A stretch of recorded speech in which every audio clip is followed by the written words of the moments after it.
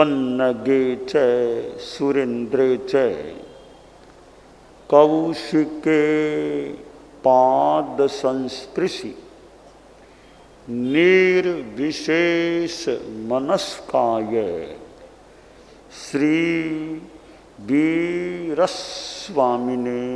नमः। आयारो आगम में कहा गया है,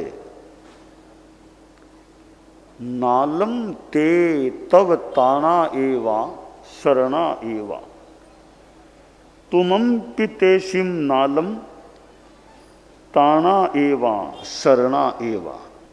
आगम में यहाँ एक ऐसी बात बताई गई है जिस बात पर मनन अनुप्रेक्षा करने से किसी किसी को वैराग्य का भाव भी प्राप्त हो जाए तो हो जाए। बात यह है, एक आदमी वृद्ध हो जाता है, लंबा आयुष्य है तो वृद्धता भी आ सकती है। वृद्ध लोग होते हैं, कईयों का तो मान सम्मान भी अच्छा रहता है, उनकी सेवा भी हो जाती है, और कहीं कहीं किसी किसी वृद्ध आदमी का उतना मान सम्मान नहीं रहता और सेवा भी सम्यक्तया शायद न भी हो। वृद्ध आदमी अब वह इतना उपयोगी तो रहा नहीं, शरीर भी अक्षम है, न अब वह अर्थार्जन कर सकता है, उल्टी सेवा उसकी करनी ही हो, सेवा लेने वाला है। तो कई बार अब ये वृद्धाश्रम में माइतों को रख देते हैं। अब वृद्धाश्रम में रखने के दो पक्ष हो जाते हैं। एक तो यह पक्ष है कि जो माइत हैं उनको वृद्धाश्रम में क्यों भेजें, बेटे खुद सेवा क्यों नहीं करें, घर के लोग सेवा क्यों नहीं करें, उनको बाहर क्यों भेजें। एक यह कोने भी माइत है जिन्होंने तुमको पाला पोसा बड़ा किया, अब वे वृद्ध हो गए, तब उनको वृद्धाश्रम में रख दिया, अपने पास क्यों नहीं रखते हो, यानी तुम सेवा क्यों नहीं करते हो माइतों की। तो एक कोण से यह बात इस रूप में सोची जा सकती है कि माइतों को वृद्धाश्रम में भेजना तो एक प्रकार से सेवा से छुट्टी लेना हो गया कि आश्रम वाले संभाल लेंगे, हम अपना काम धंधा करें, माइतों का हमें समय नहीं लगाना पड़े उनकी सेवा परिचर्या में। तो क्या वृद्धाश्रम है, उनमें अपने माइतों को भेजना तो मानो सेवा से छुटकारा पाने का उपाय होता है। यह भी एक चिंतन का कोण है। इसका दूसरा पक्ष यह भी हो सकता है कि मान लो एक बेटा है, दो बेटे हैं, अब वे कोई सूरत है, कोई बॉम्बे है, कोई कोलकाता है, कोई दक्षिण में है। अब माइतों का मन है भी हम तो राजस्थान में रहना चाहते हैं, हमारी तो साधु संत यहाँ रहते हैं, निकट में घर है, निकट में ठिकाना है, दिन में 2 बार 3 बार जा सकें, समाई कर लें, बखान सुन लें, गोचरी पानी का लाभ मिल जाए, हम तो छोटे गांव में यहीं रहना चाहते हैं। अब लड़के कहे हमें तो कमाई करनी है, हमें तो बड़े शहरों में जाना है, वहाँ कमाई वहाँ हो रही है। और वहीं बच्चे पढ़ते हैं स्कूलों आदि में, तो हम तो ज़्यादा छोटे गांवों में राजस्थान में रह नहीं सकते, और माइतों का भी हमारा उधर मन नहीं लगता। हम तो हमारे गांव में ही रहना चाहते हैं, बरसों से यहीं रहे थे, यहाँ अपना धर्म ज्ञान साधु संत हमारा यहाँ मन लगता है। तो ऐसी स्थिति में अब बच्चे बेटे गांव में ज़्यादा रह नहीं सकते, माइत ज़्यादा गांव बाहर जाना नहीं चाहते। और दूसरी बात है भी बेटे सोचते हैं भाई कि अब हम तो बाहर चले जाते हैं बिजनेस ऑफिस में और बाइयाँ है वो भी कोई जॉब में कोई कहीं चली जाती है, अब पीछे माइतों को संभाल ले कौन। इसलिए फिर यह रास्ता भी वृद्धाश्रम में रख दें, आर्थिक व्यवस्था हम कर देंगे, बाकी इनकी सेवा शुश्रूषा आश्रम वाले लोग कर दें, इनकी सेवा भी हो जाए और हमारे भी व्यापार धंधा आदि सारे ठीक चलते रहे। तो ऐसी स्थिति में माइतों को वृद्धाश्रमों में रखने की बात भी एक आवश्यक हो सकती है। कम से कम सेवा तो होगी ना उनकी, कोई तो उनको संभाल लेंगे ना। तो यह वृद्धों की स्थिति होती है। और वैसे हमारे यहाँ समाज में धर्म संघ में और में वो महासभा है जैन विश्व भारती, वो समाधि केंद्र चित्त समाधि केंद्र ऐसे भाई कि जैसे जैन विश्व भारती जैसा मान लो परिसर है, और भी कोई अच्छे स्थान हैं कि वहाँ चित्त समाधि केंद्र के रूप में कोई व्यवस्था हो, तो कुछ वृद्ध हैं प्रौढ़ हैं ऐसे लोग वहाँ रहें, तो वहाँ अपनी साधना करो, प्रेक्षा ध्यान कर लो। वहाँ संत भी हैं, साध्वियाँ भी, समनियाँ, वहाँ थोड़ा धर्म ध्यान साधु संतों को गोचरी पानी का भी मौका मिल जाए, खुद स्वाध्याय आदि भी साधु साध्वियों के पास हो जाए, और भी साधक लोग हों तो वे उनको धार्मिक सहयोग दे दें, और परिसर भी अच्छा है तो वहाँ मॉर्निंग वॉक कर लो, इवनिंग वॉक कर लो, आराम से रहो, शांति से रहो। तो ऐसे ये जो स्थान हैं जैन विश्व भारती है, और भी कई समाज में ऐसे स्थान हैं कि जहाँ धार्मिक साधना का भी मौका मिले। वृद्ध हैं प्रौढ़ हैं, कोई जवान भी अल्पकालिक अपना समय वहाँ लगाएं कि कुछ दिन यहाँ साधना कर लें, शिविर लगे तो शिविर में भाग ले लें। वृद्ध हैं वो लंबे काल तक वहाँ रहें, तो परिवार के लोगों को भी एक तरह से वो भी फ्री, भाई यहाँ है वहाँ के लोग संभाल लेंगे, मौके टोके पर बेटे आ गए संभाल लिया, बाकी वृद्धों की साधना चलती रहे, धर्म ज्ञान होता रहे, और बेटे पोते अपना काम धंधा करे, उनको भी टेंशन नहीं इतना। तो चित्त समाधि केंद्र हैं वहाँ चित्त में समाधि भी मिले ऐसा प्रयास हो, और धार्मिक साधना वृद्धों की अच्छी चले। तो ये समाज में इतने जो कई जगह जगह स्थान हैं, संस्थाएं हैं। अब ये प्रेक्षा विश्व भारती भी जैसे हमारा अगला चतुर्मास भी कहा हुआ है, जैन विश्व भारती में लाडनों में भी हमारा लंबा साध्यक 1 वर्ष का प्रवास संभावित है सन 2026-27 में। मेवाड़ में भी ऐसे कोई स्थान केंद्र हैं।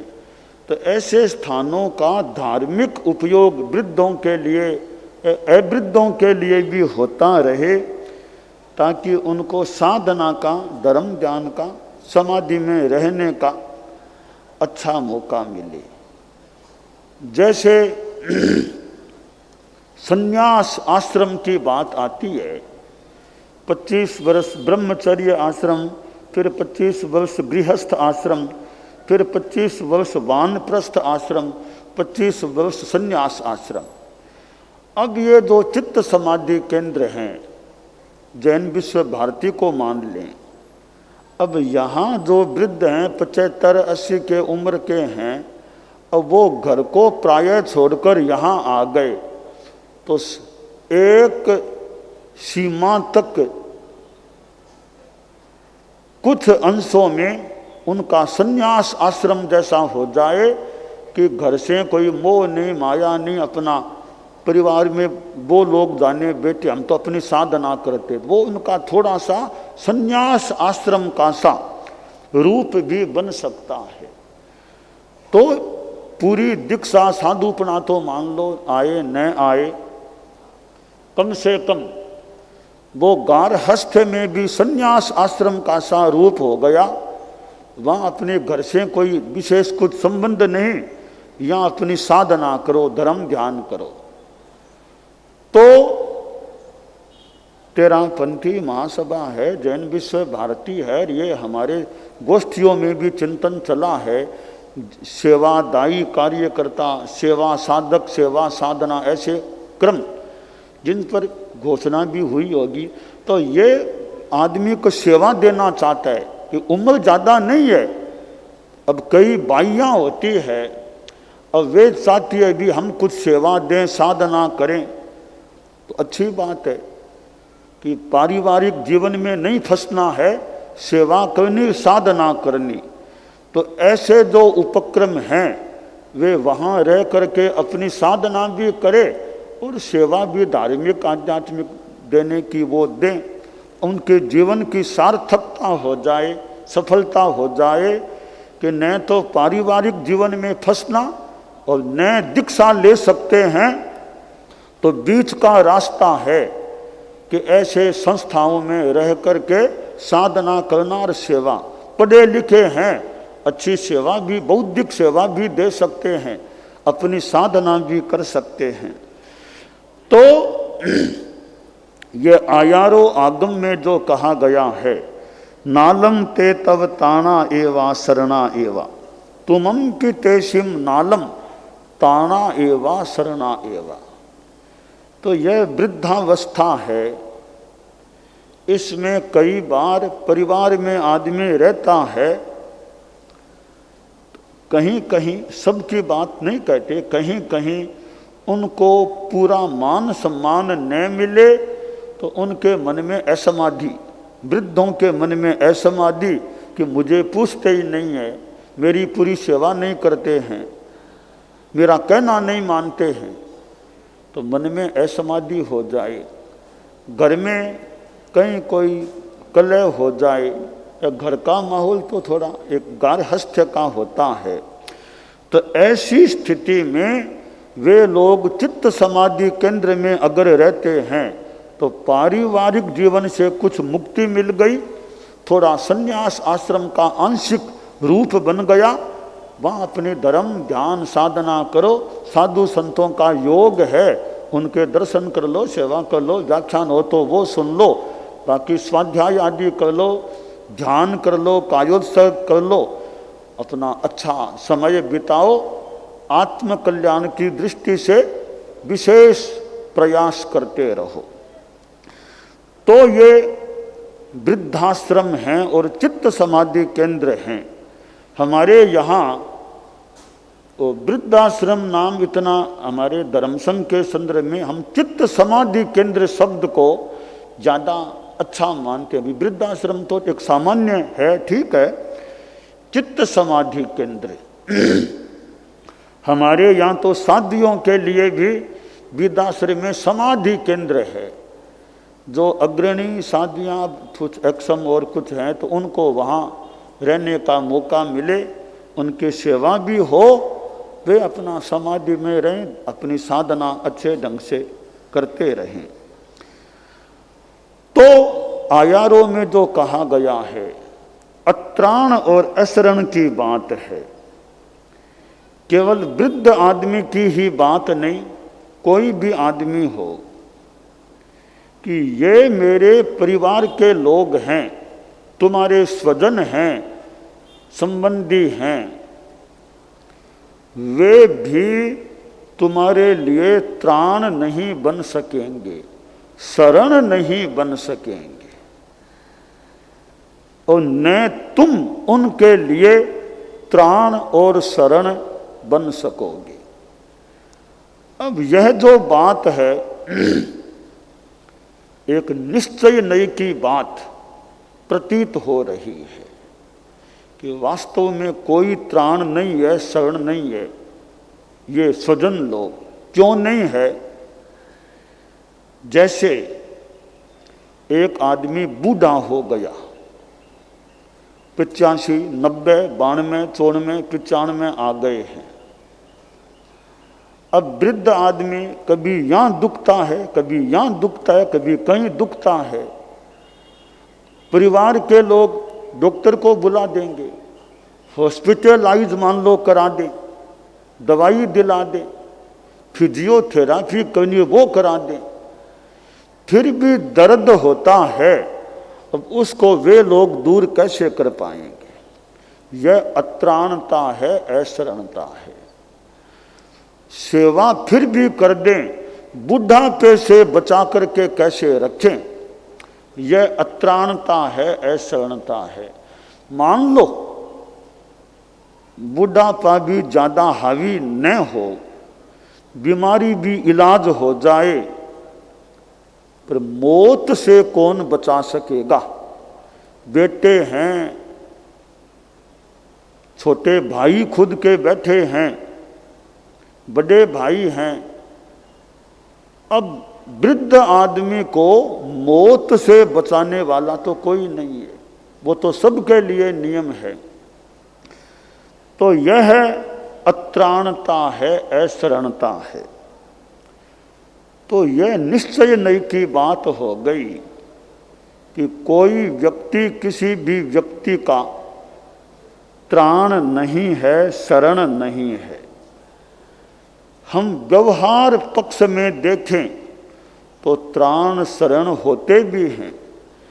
परिवार में किसी के तकलीफ हो गई, फटाफट एम्बुलेंस बुलाई जाती है, एम्बुलेंस में बिठाकर अपने माइतों को जो भी बीमार हुए हैं हॉस्पिटल ले जाया जाता है। उनका आर्थिक खर्चा सारा वहन किया जाता है, चिकित्सा का दवाई दिलाई जाती है, उनकी सेवा की जाती है।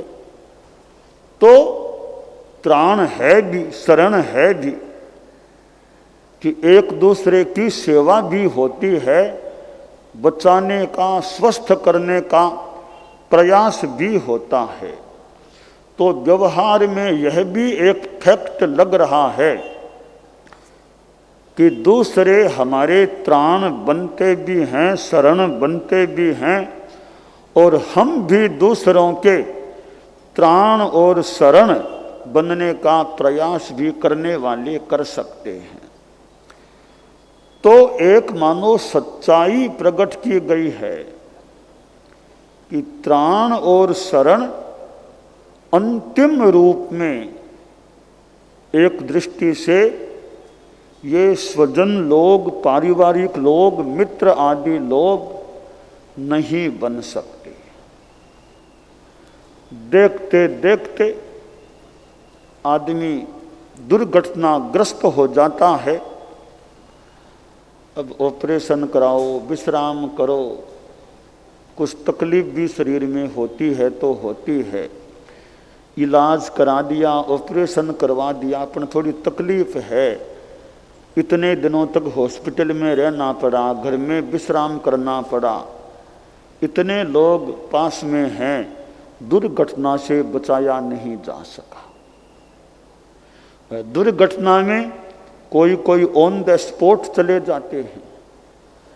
इतने परिवार के लोग हैं, मित्र लोग हैं, फिर दुर्घटना हो जाती है, आदमी चला जाता है, तो कौन किसका त्राण बना, शरण बना?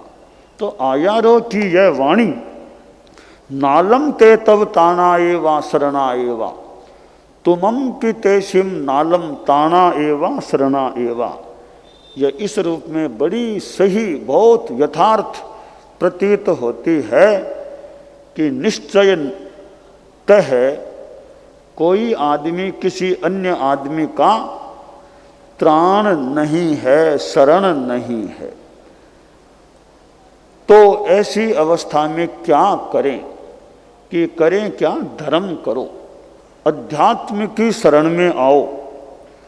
धर्म एक ऐसा तत्व है कि उसकी शरण में आने वाला आदमी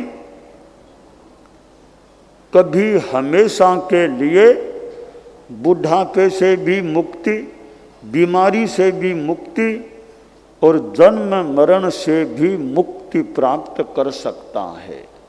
तो जिन धर्म, अध्यात्म धर्म, वीतराग धर्म, यह एक ऐसा तत्व है जो हमें त्राण और शरण देने वाला सिद्ध हो सकता है।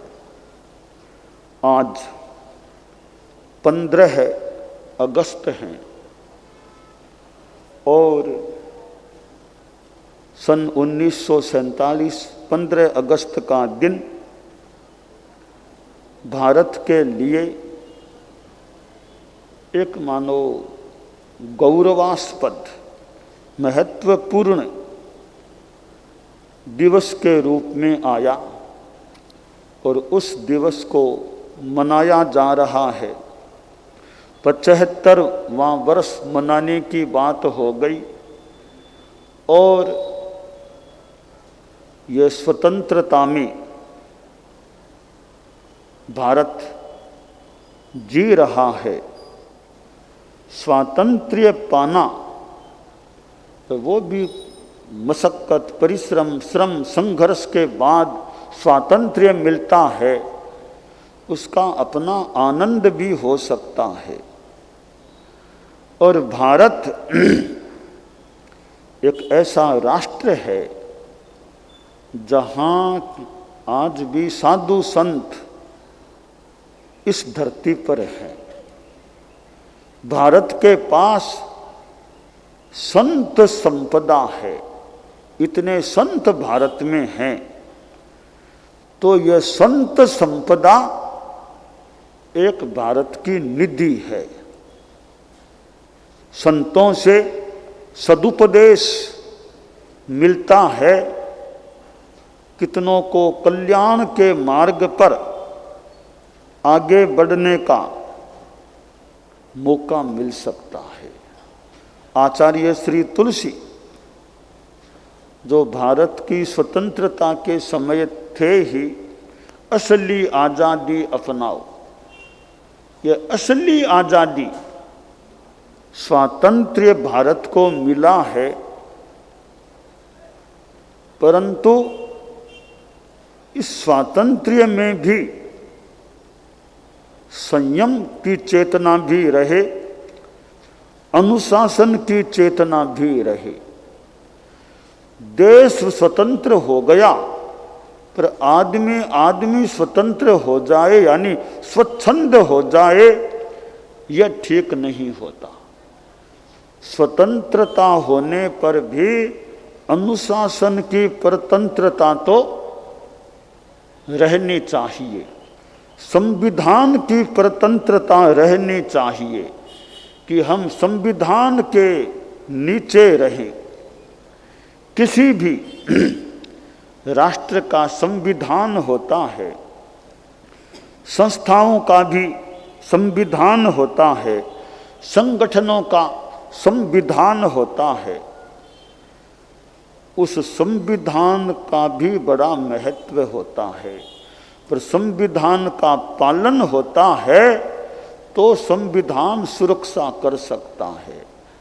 संविधान बनाने वाले बना गए, अब पालने वाला कोई है नहीं, तो संविधान हाथ थोड़ा ही पकड़ेगा किसी का। इसलिए स्वतंत्रता में भी अनुशासित रहना वह अपेक्षित होता है। तो भारत के पास संत संपदा है, साथ में ग्रंथ संपदा। यह मेरे पास आयारो आचारंग भाष्यम है। ऐसे कितने ग्रंथ प्राचीन ग्रंथ भारत के पास है। यह भारत की एक दूसरी संपदा है, ग्रंथ संपदा। और ग्रंथों को पढ़ने से ज्ञान मिल सकता है। ज्ञान मिलने से हमें मार्गदर्शन प्राप्त हो सकता है। इसलिए ग्रंथ संपदा भी प्राकृत, अर्धमागधी, संस्कृत जो भी भाषाओं में कितने प्राचीन ग्रंथ भारत के पास हैं, अर्वाचीन ग्रंथ भी हैं। तो ग्रंथ संपदा। तीसरी पंथ संपदा। भारत में संप्रदाय भी अनेक हैं, जैन है, बौद्ध है, सनातन, इस्लाम, कितने पंथ हैं। तो पंथों से भी पथ दर्शन मिलता रहे। पंथों में आपस में टकराव, हिंसा, मार काट, विद्वेष वह न हो, सद्भावना आपस में बनी रहे। तो यह 15 अगस्त का जो दिन है आज, भारत जहाँ ऋषियों का प्रवास होता है, कृषि भी होती है, ऋषि भी हैं, यह देश नैतिकता, अहिंसा, इन मूल्यों को भी पुष्ट रखे।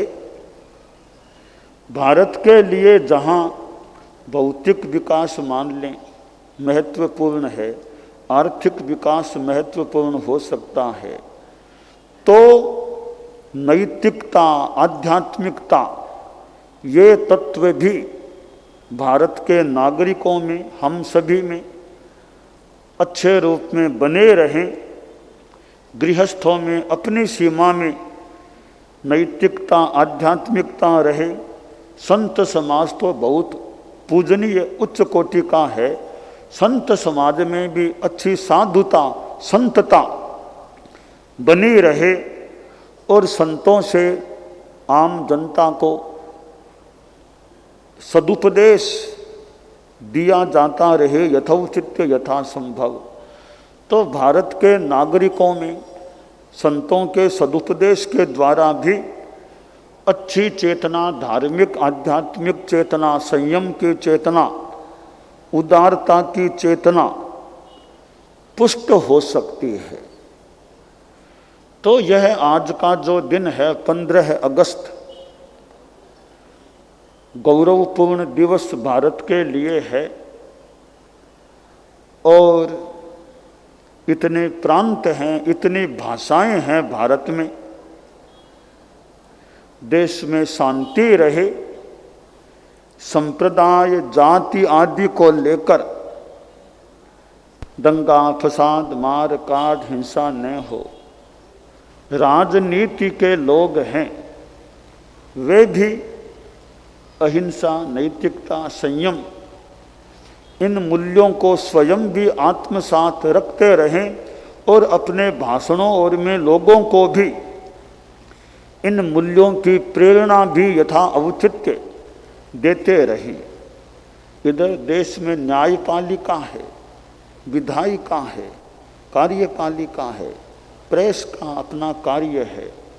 तो ये जो लोकतंत्र के मानो स्तंभ हैं, ये सब अहिंसा आदि अच्छी नीति के आधार पर चलते हैं, तो देश के लिए अच्छा मार्ग प्रशस्त हो सकता है। तो आचार्य श्री तुलसी ने अणुव्रत आंदोलन चलाया। ये अणुव्रत यानी छोटे छोटे अच्छे नियम, नैतिकता, अहिंसा की बातें देश के नागरिकों में रहती है, तो नागरिकों का जीवन भी अच्छा रह सकता है। तो भारत जैसा देश, यूँ तो सारी धरती ही अच्छी हो सकती है, अपने अपने देश का गौरव हो सकता है, स्वातंत्र्य का स्वाभिमान हो सकता है। इन सब के साथ आध्यात्मिकता, धार्मिकता, नैतिकता, अहिंसा और समीक्षा, कि देश में और कहाँ क्या कमी है, जहाँ कहीं कमी लगे उसको कम करने का, दूर करने का भी प्रयास हो। सरकार होती है, सरकार पर भी बड़ा एक दायित्व होता है, तो सरकार भी बहुत अच्छे चिंतन के साथ देश की सेवा करना कोई सामान्य बात नहीं है। सरकार देश की जो सेवा करती है वो कोई सामान्य बात नहीं है। देश को चलाना भी एक बड़ा कार्य हो सकता है। तो सरकारें देश की हो, प्रांतों की हो, सभी में अहिंसा, नैतिकता, संयम, सद्भावना, अनेकांत का यथा औचित्य उपयोग, ये सब अच्छे तत्व रहें। भारत में विभिन्न धर्म हैं। इधर धर्मनिरपेक्ष राष्ट्र या पंथ निरपेक्ष राष्ट्र, यह भी बहुत अच्छी बात है कि भाई धर्म के संदर्भ में भी स्वातंत्र्य है।